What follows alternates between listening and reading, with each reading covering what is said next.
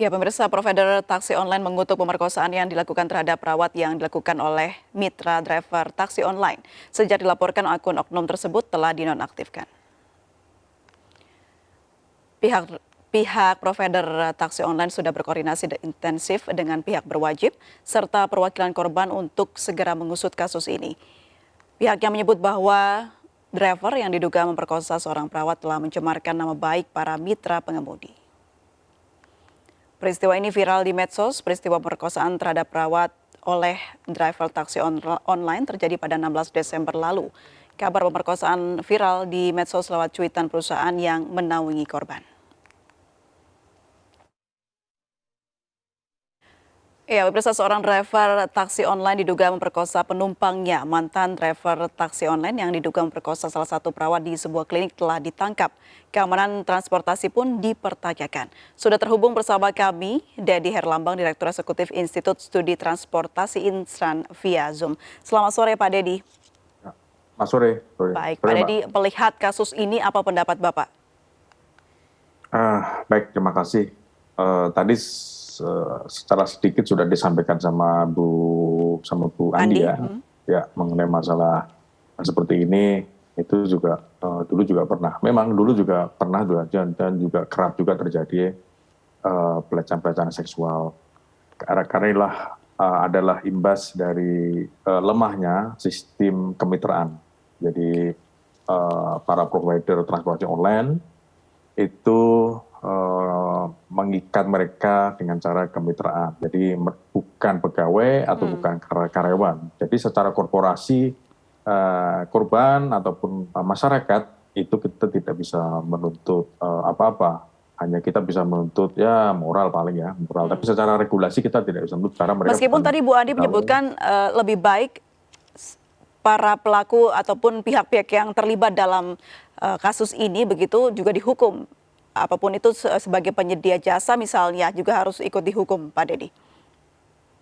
Nah itu tentunya ranah beda ya, itu bisa masuk di ranah pidana, mungkin termasuk juga penyedia, karena kita saat ini untuk regulasi juga di undang-undang yang mengatur transportasi online itu juga masih belum ada untuk patokannya atau regulasi yang lebih tinggi, undang-undang kita belum ada. Jadi di Undang-Undang 22/2009 mengenai angkutan lalu lintas dan angkutan jalan itu juga tidak ada mengenai masalah kemitraan. Sebenarnya masalah ini juga tidak hanya masalah yang memberatkan juga hanya korban, hanya penumpang juga, tapi kelemahannya karena kemitraan ini pun itu juga drivernya, pengemudinya pun juga lemah. Karena kita juga sering berkali-kali melihat ataupun mendengar ada kasus-kasus perampokan mobil atau pembegalan motor-motor itu pun juga korbannya juga drivernya, gitu. Driver mobilnya dirampok, lalu drivernya dibunuh, dibuang dan sejenisnya, atau yang dibegal juga juga dilukai dan juga sempat dibunuh juga, motornya dibawa lari. Jadi saya pikir juga kelemahan sistem ini memang belum ada yang mengatur, terutama untuk regulasinya ya, undang-undangnya. Jadi payung hukum secara jelas dan detail belum ada begitu ya Pak Dedi? Belum ada, walaupun kita mau memberikan hukum kepada providernya pun juga dari mana juga tidak ada gitu ya, karena driver hanya menyediakan secara IT, secara virtual menyediakan menyediakan servis, layanan servis, transport, makanan, kemudian juga kurir dan juga kesehatan. Tinggal mitranya ini kan, mitranya kan juga bisa penumpang, bisa penyedia penjual, lalu juga pengemudi misalnya. Sebenarnya kan hanya itu. Tapi khusus untuk di ranah transportasi itu secara khusus memang tidak ada. Memang hanya layanan transportasi saja yang memang sangat lemah. Kalau semisal e-commerce yang lain ya, seperti produk-produk lain seperti, maaf kalau saya sebut produk seperti seperti GoPay, mungkin Shopee atau Tokopedia, itu kan hanya jualan produk jasa. Di situ mereka tidak jualan layanan keselamatan tidak berinteraksi secara langsung begitu ya Pak Dedi ya. Sementara kalau khusus di transportasi ini kan ada dua masalah ya.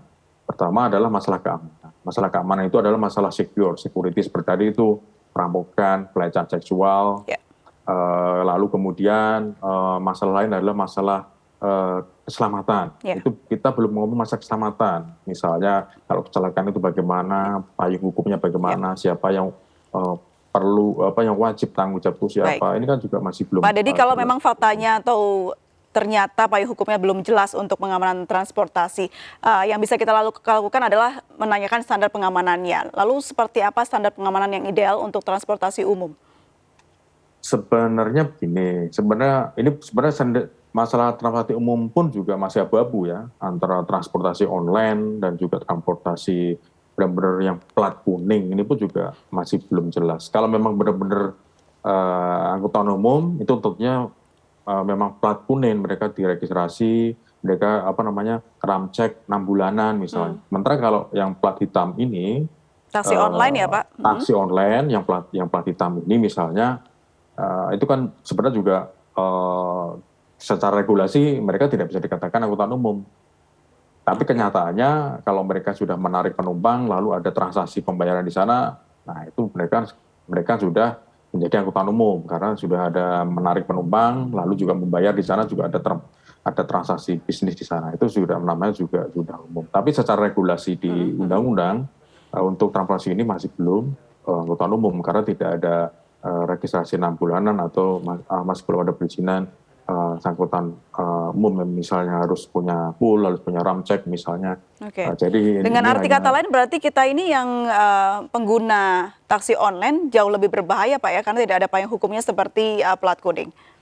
ya kalau boleh dikatakan begitu. Karena kalau misalnya plat kuning itu kan jelas, perusahaannya jelas. Misalnya taksi A, taksi B, taksi E. Kalau misalnya kalau ada terjadi perampokan atau pelecehan seksual, jelas perusahaannya itu yang salah, disalahkan. Mengapa dia bisa merekrut driver seperti itu, bisa menggaji driver seperti itu, bisa memberikan pelatihan SDM seperti itu jelas. Sementara kalau transportasi online itu kan mereka mitra lepas ya, Oke.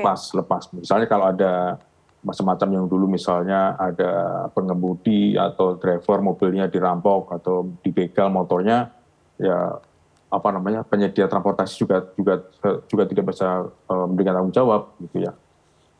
Oke, Pak Deddy, bicara soal transportasi online seperti taksi online ini, apa yang harus dilakukan oleh penyedia jasa agar hal-hal seperti ini tidak terulang kembali?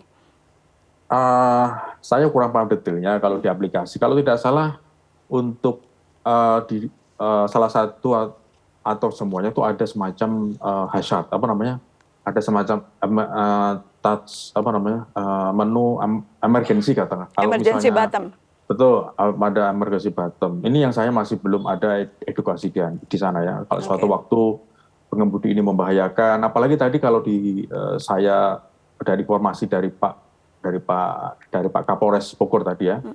Sebenarnya kalau sudah apa namanya, kalau sudah misalnya drivernya sudah ngomong aneh-aneh misalnya Ya. sampai masalah klenik, masalah apa namanya, masalah yang Anda harus dibersihkan, Anda harus diruat, harus dibersihkan, itu saya pikir itu sudah nggak benar gitu. Itu Oke. disitulah bisa apa namanya penumpangnya langsung bisa pencet buttonnya itu.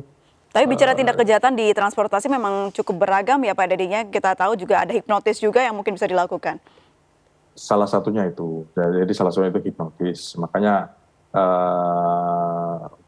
seperti kalau maaf kalau sambil contoh seperti di India gitu ya, dulu di Grab juga pernah ya, maaf kalau saya sebut di Grab dulu juga pernah, misalnya sebelum melakukan perjalanan antara pengemudi dan penumpang itu mereka selfie bersama misalnya. Oke. Nah, dengan ada semacam itu, dengan adanya suatu tindakan seperti itu kan otomatis ini sudah merupakan suatu pencegahan. Jadi baik penumpangnya juga mau melakukan tindakan pidana ke Ya. drivernya juga berpikir 2 kali, drivernya juga mau melakukan kegiatan apa namanya tindakan pidana kepada penumpangnya juga akan berpikir 2 kali. Ini kan sudah masuk record nih, Baik. gitu loh. Pak Deddy, kalau Anda tadi menyebutkan tidak ada payung hukum yang jelas dan detail mengenai adanya taksi online ini, perlukah adanya tindakan tegas juga kepada penyedia jasa untuk mengatur ulang regulasi yang diterapkan atau penanganan pengamanannya dan agar masyarakat pun aman dan nyaman dalam bepergian? Betul, sebenarnya SPM-nya tuh sudah ada, standar pelayanan minimal untuk taksi online sudah ada, diterbitkan 2018. Tapi itu hanya pelayanan kepada publik ya, antara pengemudi dan publik, bukan merupakan pelayanan terhadap antara driver dan juga mitra. Itu juga masih belum ada. Jadi itu hanya Oke. untuk publik. Jadi kalau misalnya pengamannya, saya pikir harapan saya nih untuk khusus untuk provider, saya pikir kalau semisal ada driver atau pengemudi yang misalnya telah melakukan kelalaian atau telah melakukan tindak pidana apapun, itu harus di blacklist namanya. Oke.